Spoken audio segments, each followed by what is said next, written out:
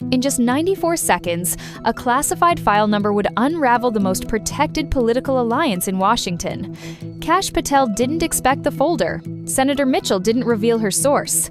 Cameras captured every flicker of doubt. The chamber fell into stunned silence. What did the Oversight Committee uncover in those Syrian intelligence documents that made one of America's most powerful figures face questions he couldn't? Answer? Senate Intelligence Committee hearing room, heart-building. The air carried the weight of 3 years of unanswered questions finally approaching daylight. Kash Patel entered like a strategist who had navigated countless congressional battles.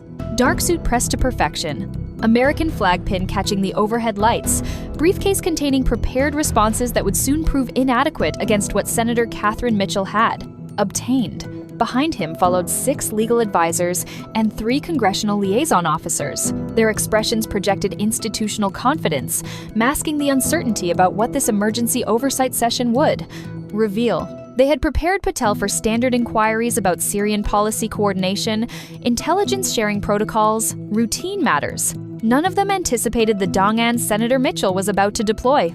Across the mahogany divide sat Senator Katherine Mitchell, looking like a prosecutor who had spent sleepless weeks decoding the most sensitive intelligence assessments in recent history. Her wire-rimmed glasses reflected the harsh committee lights as she adjusted a folder marked Classified, Eyes-Only Syrian Operations. The 62-year-old Maryland Democrat had built her reputation on methodical investigation and surgical questioning. Today, she would deliver the most consequential political confrontation of her career using nothing but documents and disciplined inquiry. The committee chamber buzzed with unusual tension. Intelligence reporters from major networks filled every available seat, their cameras trained on the 2 figures about to engage in a confrontation that would dominate news cycles for weeks. CNN's live feed carried the hearing to millions who sensed they were about to witness something unprecedented. The hashtag number Syria files had been trending since dawn, as political insiders shared speculation about explosive documents that could reshape Middle East policy narratives.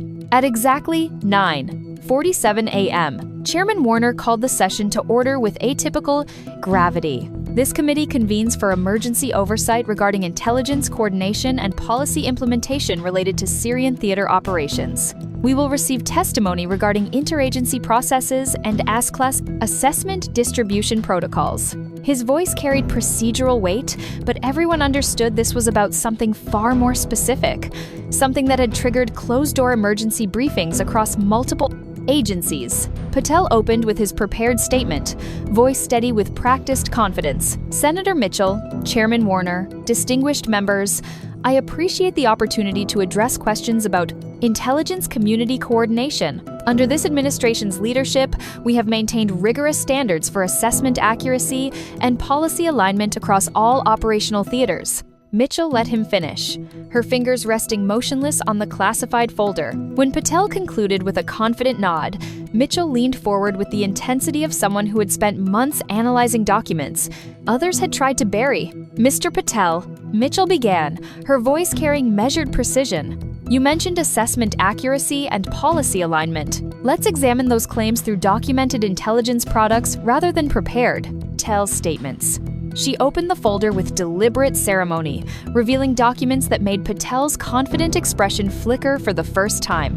Are you familiar with intelligence community assessment regarding Syrian chemical weapons capabilities? Patel's jaw tightened almost imperceptibly. Intelligence community assessments were dangerous territory, formal products that carried the full weight of America's intelligence apparatus. Senator, I oversee coordination across numerous classified programs. Specific assessment details cannot be discussed in open session without compromising sources and methods. Sources and methods, Mitchell repeated, her voice rising. Slightly, Mr. Patel. This assessment was declassified for congressional oversight 3 weeks ago. Would you like to know what your own intelligence community documented about Syrian capabilities in that year? The revelation that the assessment had been declassified sent a ripple through the chamber. Patel's legal team exchanged concerned glances, realizing their primary defense had just evaporated. Let me read from page 4 of ICA. Mitchell continued with surgical precision. Quote, all 16 intelligence agencies concur with high confidence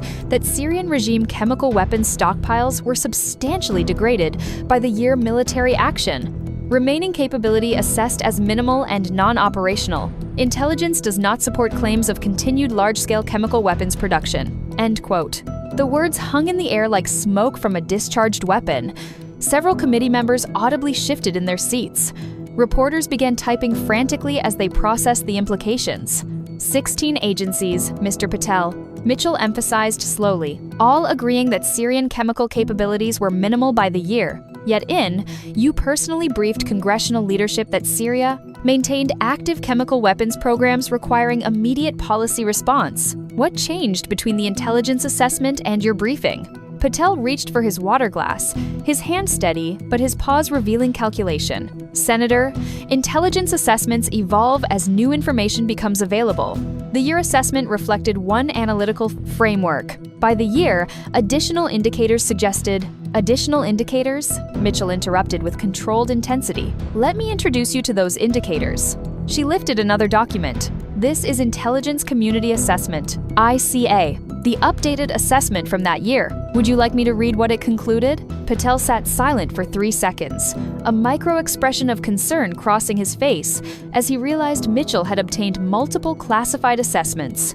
ICA concluded, Mitchell read, that intelligence continued to support the year assessment. No significant new capability development observed. Syrian regime focus assessed as regime survival, not chemical weapons. Reconstitution. She looked up from the document. So the year intelligence assessment agreed with the year assessment. Yet 2 months later, you briefed Congress differently. Why? The chamber had fallen completely silent. Even the court reporters seemed to hold their breath as Mitchell prepared to reveal what everyone suspected was coming. "Mr. Patel, let me read from a different kind of document. This is an internal memo from the National Security Council, authored by you." She paused for effect. Quote, "Intelligence assessments regarding Syrian capabilities remain inconclusive and require policy-level interpretation. Regional partnership considerations necessitate maintaining pressure narrative regardless of technical intelligence conclusions." End quote. The phrase, "regardless of technical intelligence conclusions," detonated in the chamber like a political explosive. This wasn't about intelligence accuracy. This was about policy-driving narrative rather than intelligence driving policy. "Regardless of intelligence conclusions," Mitchell repeated, letting each word resonate.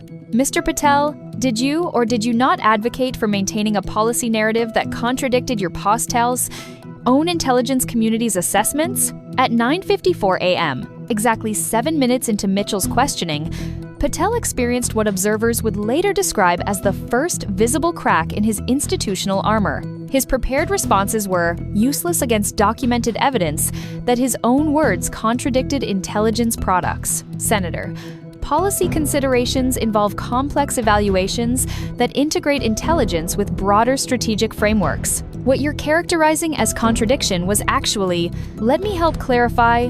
Mitchell cut him off. "This is a signal message thread from the year between you and Deputy National Security Advisor Richard Foster." She held up printed screenshots.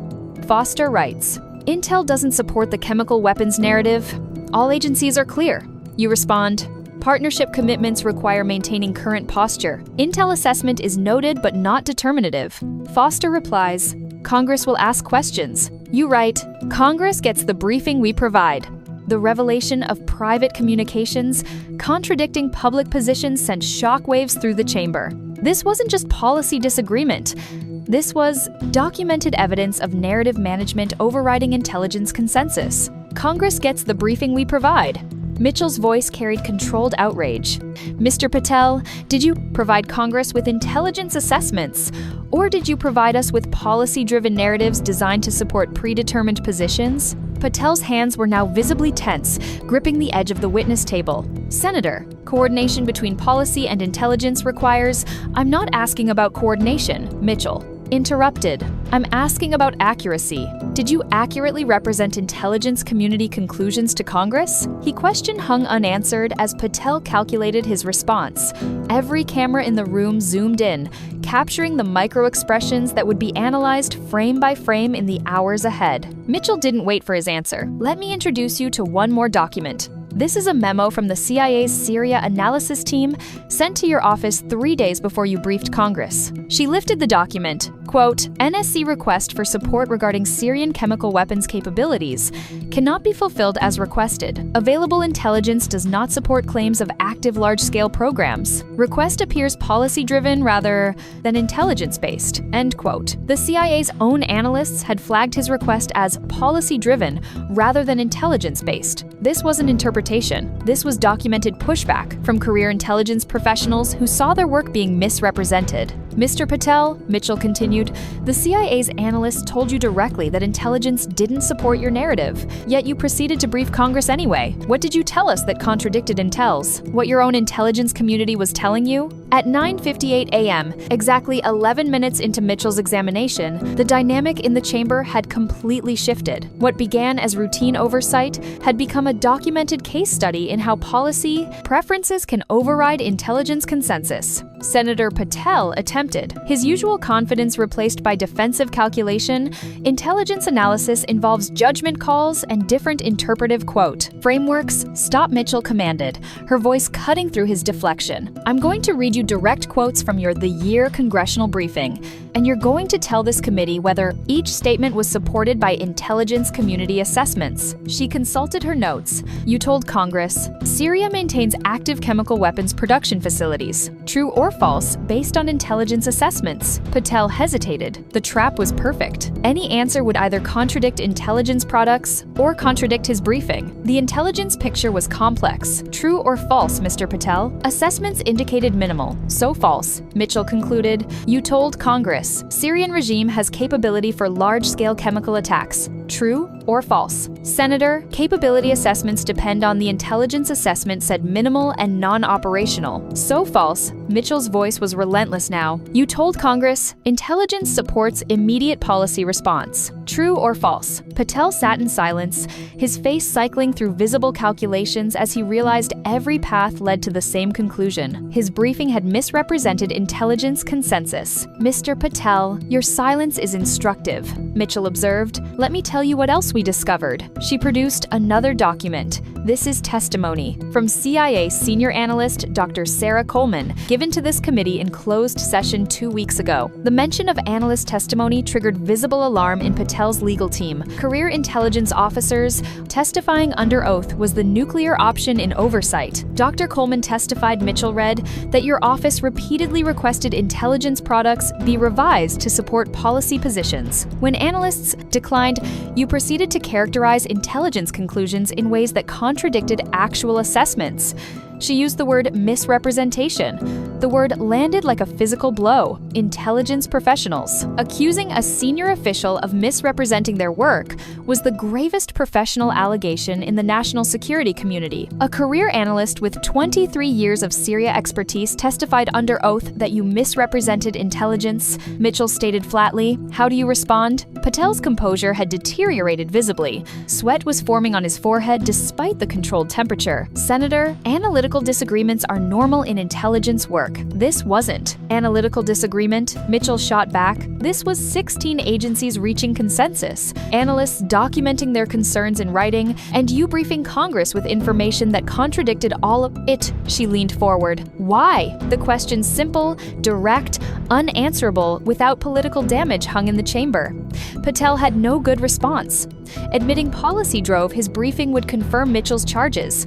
Denying it would contradict documentary evidence. At 10:03 a.m., 16 minutes into the examination, Mitchell delivered what would become the defining moment. Mr. Patel, I'm going to give you an opportunity for clarity. Did policy considerations regarding regional partnerships influence how you characterized intelligence to Congress? The carefully worded question offered Patel a narrow path. Admit policy influence while claiming good faith, but any admission would validate everything Mitchell had documented. Senator, all policy processes involve integration of multiple factors. Yes or no, Mr. Patel? Did policy considerations influence your intelligence characterization? 4 seconds of silence. Every camera locked on Patel's face, capturing the moment of decision. Intelligence and policy are necessarily integrated in. The committee will interpret your refusal to answer directly, Mitchell stated coldly. She gathered her documents with methodical precision. Mr. Mr. Patel, you came here today to discuss intelligence coordination. What this committee has documented is something far different. A systematic pattern of intelligence misrepresentation in service of predetermined policy positions. The summary was devastating in its simplicity. Not allegations, but documented patterns. We have intelligence assessments showing consensus. We have your own words contradicting those assessments. We have CIA analysts testifying you misrepresented their work. We have congressional briefings that contradicted classified intelligence products. Mitchell's voice carried the weight of institutional authority. What we don't have is any explanation from you about why intelligence community conclusions were overridden by policy preferences. The chamber erupted in controlled chaos. Reporters began filing stories in real time. Cable networks broke into programming. Within minutes, Syria files was trending globally as clips of Patel's non-answers went viral. Mitchell concluded with surgical precision. This committee will continue its investigation into intelligence, misrepresentation, and policy-driven narratives. Mr. Patel, you are dismissed, but you should expect additional questions as our inquiry proceeds. As Patel gathered his materials with hands that trembled slightly, the full scope of political damage became clear. He had entered as a powerful figure expecting routine oversight. He left with his credibility fundamentally questioned. His methods documented as problematic, and his future testimony subject to enhanced scrutiny. That evening, as Washington processed the hearing, political analysts across the spectrum acknowledged that something significant had occurred. Not a legal conclusion, not a criminal charge, but something potentially more damaging in the political arena. Documented evidence that raised fundamental questions about truthfulness and institutional trust. Former intelligence officials spoke carefully but clearly. When career analysts testify that their work was misrepresented, that's not a policy disagreement, noted one retired CIA officer. That's a breakdown in the fundamental relationship between intelligence and policy. The White House issued a terse statement defending policy coordination processes without addressing specific allegations. Congressional leadership announced expanded oversight. Media coverage focused relentlessly on the gap between intelligence assessments and congressional briefings. As night fell on Washington, the Syria files had become a case study in how documented contradictions can erode political standing without requiring legal conclusions. Patel faced no charges, no arrests, no judicial process, but he faced something potentially more challenging: sustained questions about credibility that no prepared statement could answer. Sometimes, the most powerful political weapon isn't a criminal referral or a legal brief. It's a senator with declassified documents, methodical questioning, and intelligence analysts willing to testify under oath. The Syria files didn't end a career through prosecution. They raised questions that would follow every future testimony, every future briefing, every future claim. What happens when intelligence professionals document that their work was misrepresented? Can political authority survive when career analysts testify under oath? Katherine Mitchell proved that in Washington, the most damaging exposure isn't always what can be proven in court, it's what can be documented in the permanent record of congressional testimony. The 94 seconds when Mitchell revealed the CIA analyst's testimony changed the political calculus. The 16 minutes of questioning created a permanent record of unanswered questions. If this story revealed the complexity of intelligence and policy tensions, don't just watch. The next revelation might involve the institutions you trust most. This story is a work of fiction set in an alternate narrative universe. It does not depict real events, crimes, or factual allegations. The character presented is a fictionalized construct used for dramatic storytelling purposes only.